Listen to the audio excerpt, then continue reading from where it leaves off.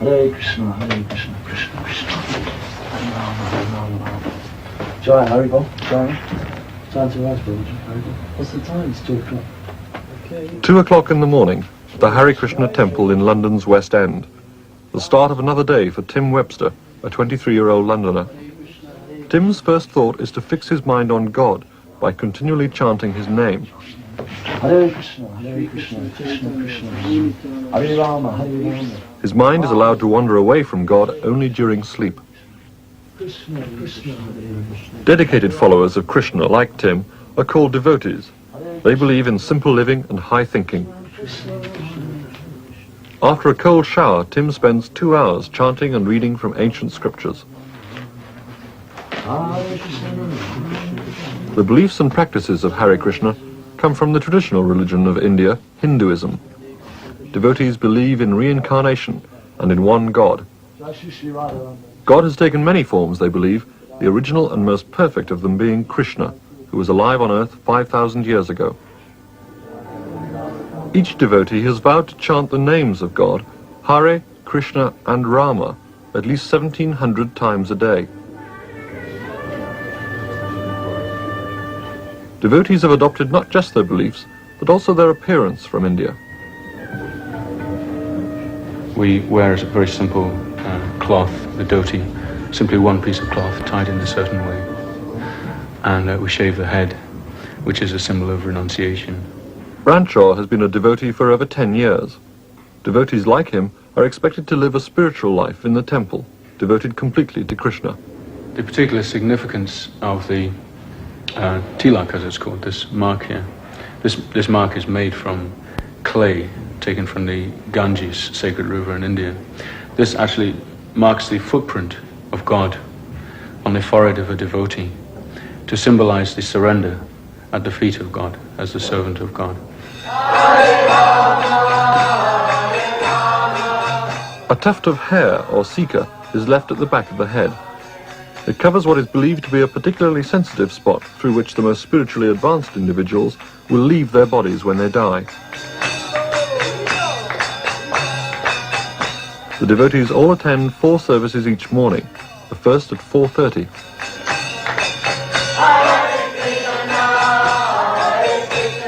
This, later on, is the greeting of the deities. Hare Krishna devotees believe God is present on earth in the form of his names, so much of the service consists simply of chanting God's names. This is one of the easiest, most direct ways of showing our appreciation of God's beauty and trying to serve him in our lives. Anyone, even a child, can sing the name of God. The name of God is, according to our understanding, the name is non-different from God himself.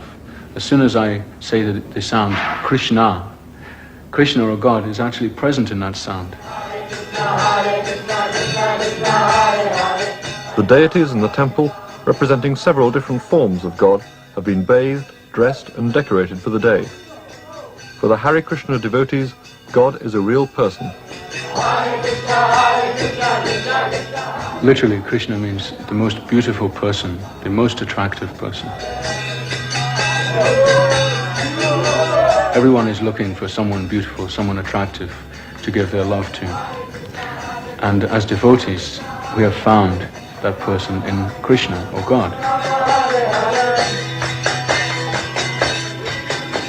The devotees have dedicated their lives to serving God not just through worship, but in every action, including work. Tim Webster works in the kitchens of the vegetarian restaurant run by the movement. Cooking for Tim is more than just a job.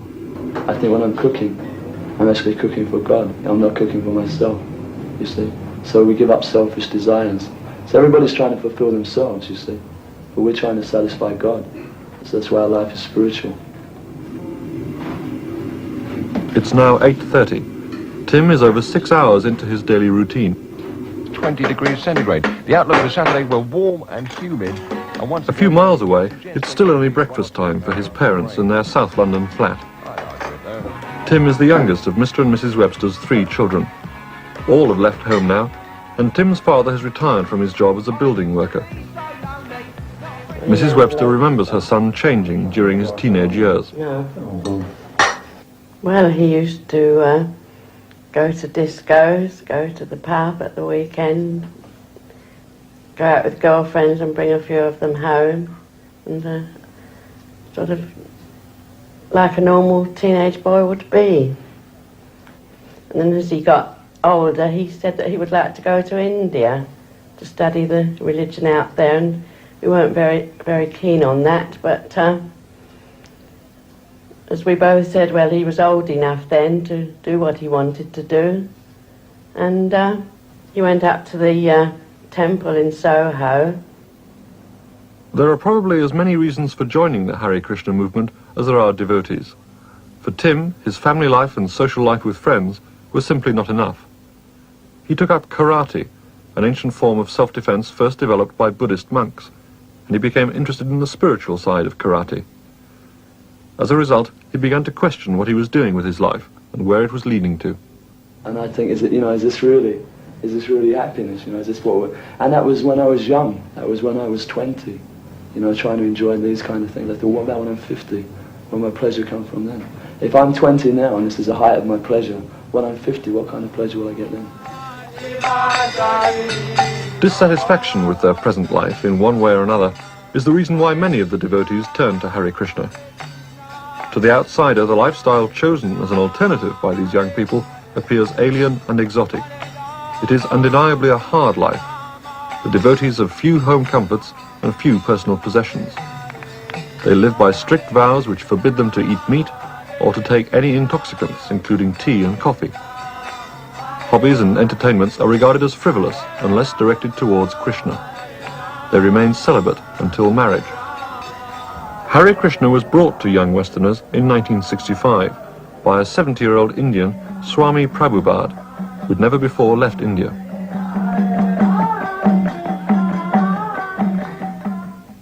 Prabhupada travelled penniless to New York, where he founded the first temple and initiated 8,000 people into what he called Krishna consciousness.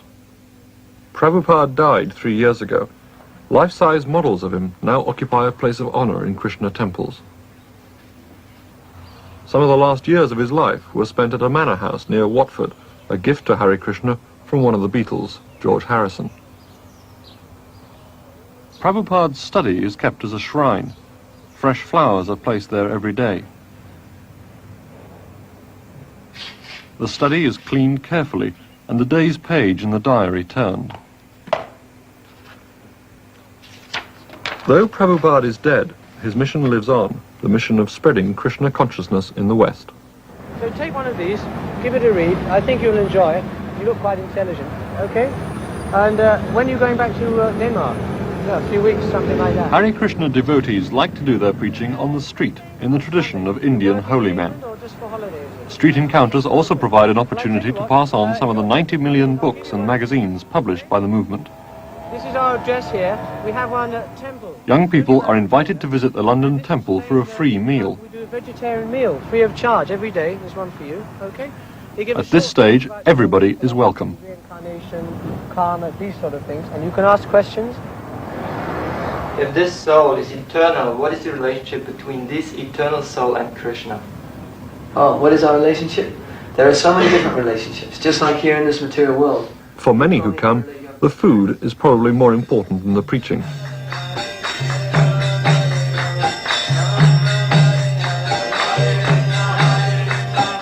Sometimes there are problems with bums when I come here. All the old bums come up here and try to grab a free meal and everything off them all the time.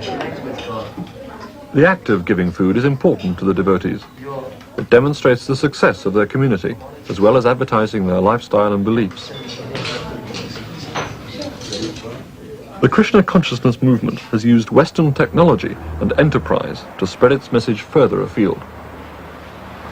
This is probably the only 32-ton articulated temple in the world.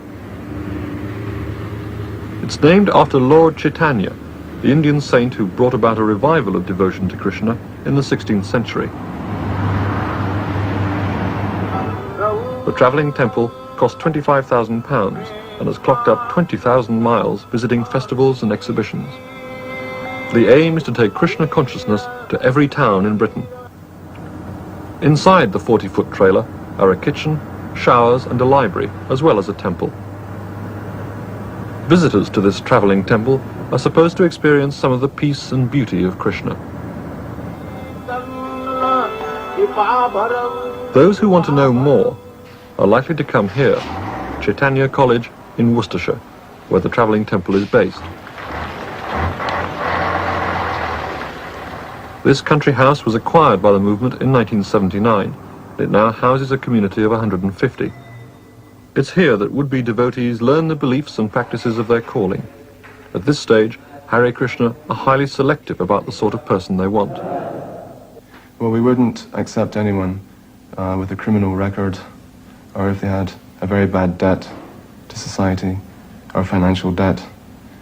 We wouldn't accept someone who was simply looking for a place to live and to eat, because we're a very hard-working society, very hard-working community, and we expect every member to pull his or her weight.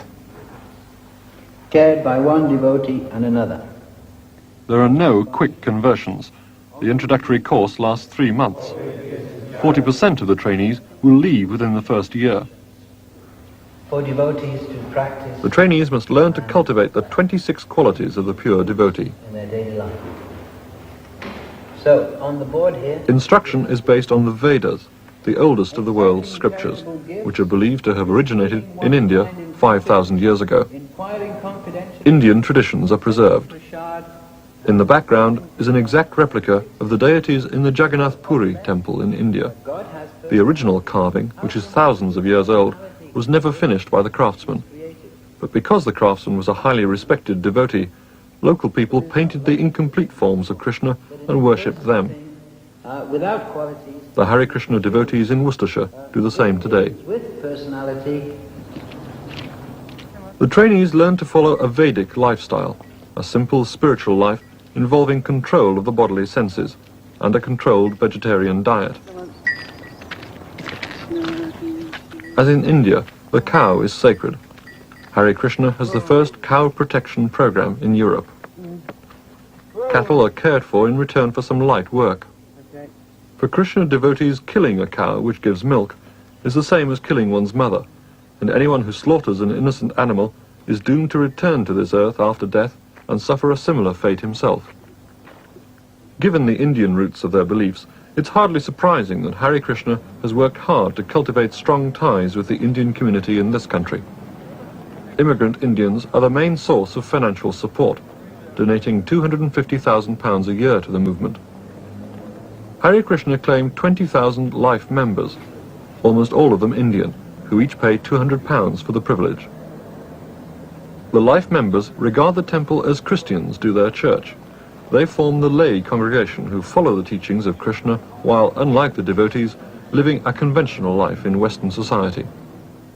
Dr. Vishnu Sharma is a lecturer in law, a magistrate, and a life member of Krishna consciousness. You don't have to be a devotee, you don't have to live in the temple. The people who live in the temple, especially ISKCON, they are going to be trained as I see priests. They will teach other people about Krishna consciousness. But you can also be a Krishna conscious by staying at home.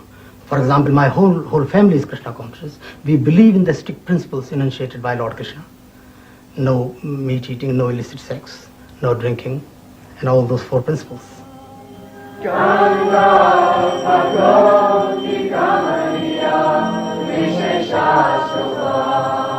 For many Hindus, the Hare Krishna devotees are equivalent to Christian monks.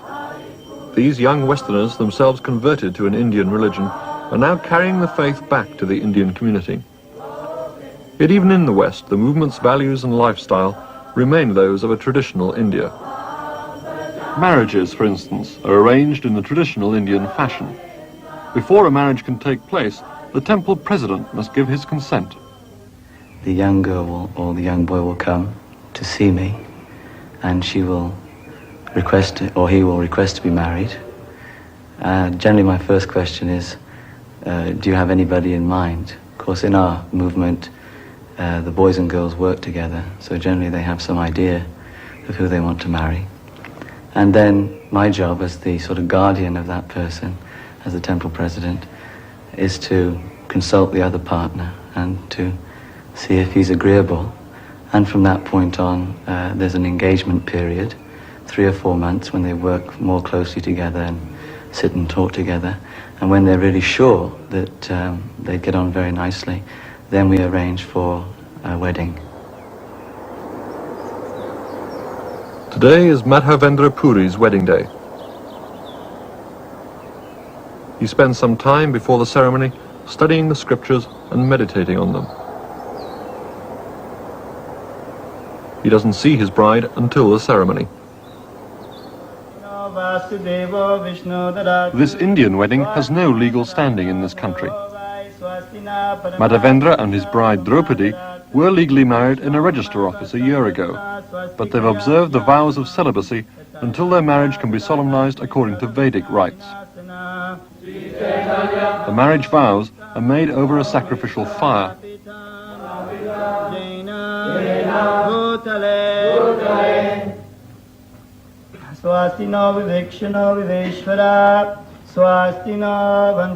An Indian couple who are life members are also to be married.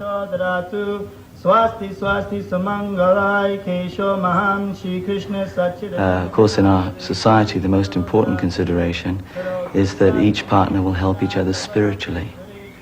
The material compatibility must be there, but for the husband to be a suitable spiritual help, and also for the wife to be a spiritual help to the husband. This is very important.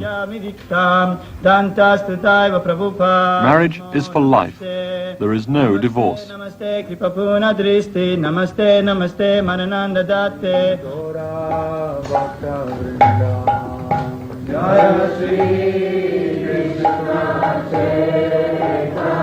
Each couple must promise to bring up their offspring according to the Vedic scriptures. In Chaitanya College in Worcestershire, the first generation of Western children are now being brought up in Krishna consciousness.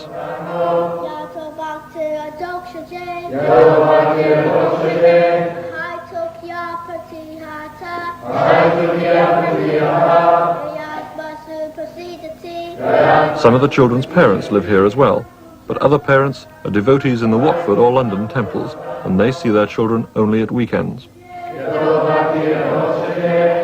The children live under the same disciplines as the adult devotees. First of all, they're rising early. They rise at 3:30 in the morning. They bathe and dress in clean clothing. Then they go to the temple for the morning service, which is at 4:15 a.m. And then the children here who are of school age, they go back to their ashrams. Now, an ashram is like a house, just like in any boarding school. There are houses and there are house masters. So these children live in ashrams within the community, and so at that time they're learning chanting and they're reading, they're studying the Vedic scriptures like Bhagavad Gita, Srimad Bhagavatam. All right, I'm just going to go around the class. I want to see who had them all right and who didn't. Ragaleka, can you give me the answer to 3 sets of 5? The rest of the morning is taken up with conventional schooling. The class is taken by a trained teacher. Who has an answer then for 3 sets of 5? The subjects taught are the usual ones. Prema. 15. In the classroom, as everywhere else, Krishna is at the center of things. Put them on this side. You've got 9 sets of 3. The children's afternoon is short because they have to be in bed early.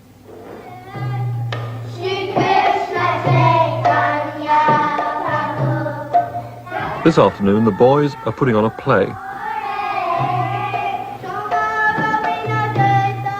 The teachings of Krishna consciousness again play a central role.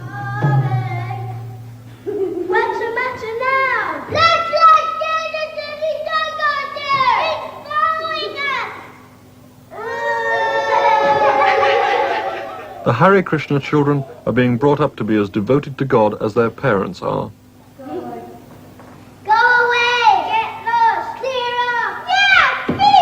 Obviously, we're hoping they'll remain as devotees within the Hare Krishna society, although when they reach a mature age, between 16 and 18 years of age, it's up to them.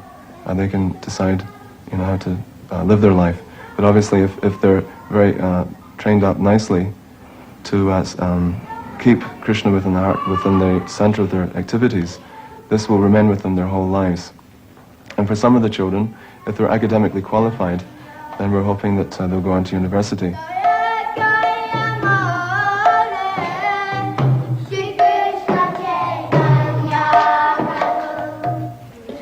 They learn history and geography, like dictation, nature study. No, we don't do the ABC. Oh, Sanskrit. The children themselves seem happy enough at the moment. So far, their contact with the outside world has been extremely limited. When this changes as the children get older, no doubt many of them will begin to question this adopted lifestyle. Such conflicts have already occurred between parents outside Hare Krishna and their children who have joined the movement. Some parents have objected strongly to their children giving up family and friends, or sometimes education and careers, in order to serve Krishna. Mr. Webster remembers the shock when his son Tim joined Hare Krishna. If you'd have seen Tim before, so without just in a joking, or say on the Saturday, he did have a lovely head of hair. But when we saw him on the Monday and he came in the door, well, his mother nearly fainted, and that's putting it mildly. Well, I was very upset to start with, because it was something that I'd never really heard about before. Although Tim had bought a few books on Hare Krishna, I hadn't really looked at them. It's difficult for them to understand, you know, they're not used to, especially being an Eastern religion, Eastern philosophy. She said to me it would be different if you joined a normal church. Maybe then I could understand. But I know even if I did that, she still wouldn't understand if I took to a completely kind of different way of life from what I've been leading. You know? Parental hostility to movements like Hare Krishna is the reaction which is almost always reported. But this is by no means the whole story. Tim Webster still keeps in touch with his parents and visits them regularly.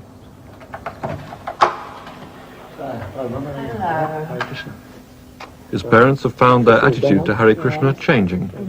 I got some flowers in there from the temple. Thank you. Where's that really beautiful garland? Oh, thank you. Both my husband and I have since realised that he is very happy doing what he is, and when we've come in contact with the devotees, there isn't any harm in them, and it is an austere life. It's not as if he's going into a life of luxury, sort of getting up at 2 in the morning, and it isn't, as I say, a life that we would have thought that he would take up. But as he did, we just had to wish him luck and hope that everything turned out all right for him. The Hare Krishna devotees themselves, of course, consider that they've gained much more than they've lost by following the Krishna calling. Of course, to the outsider, sometimes it appears that the devotees are leading a very renounced, austere kind of life. Sometimes people say, but what do you do? How can anyone exist in such an atmosphere? Of course, the fact is that devotees are very happy. We don't feel as if we're giving up a tremendous amount. We feel quite satisfied because we have so much more to live for in our lives. We have very deep feeling of satisfaction derived from serving Krishna and from seeing our own spiritual life unfold before us as the years go by. The devotees believe their way of life will bring not just happiness on earth, but eternal happiness. They're only too glad to escape from a Western style of life they consider godless and decadent, but they don't regard this as running away. There's no question of running away, you know. We're not actually meant to live a completely materialistic way of life and then at the end of it have nothing to show. You know? We're running to a spiritual way of life, we're running to find God. It's through their single-minded devotion to God that Hare Krishna devotees believe they will escape from an endless cycle of reincarnation and leave behind forever the miseries of this earthly existence. At the time of this body dying, the soul lives on. And the whole goal of the practice of Krishna consciousness is to find the final resting place of the soul in loving relationship